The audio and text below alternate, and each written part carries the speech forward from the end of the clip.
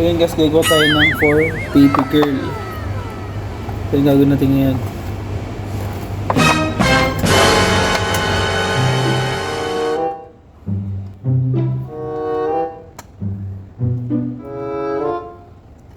So, hindi sinabi sa akin kung hindi ko bahala. So yan guys, sinarkat na natin kasi medyo mahaba pagka i-full video ko. So ito na yung kalalabas, ito na yung ano niya, ang kanyang final design. Yun.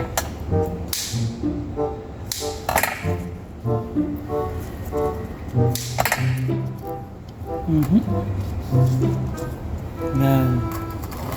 Yan na siya guys. For baby girl, tsaka ito yung lagay ng pera. Lagay ng pera dito sa gilid. Yan.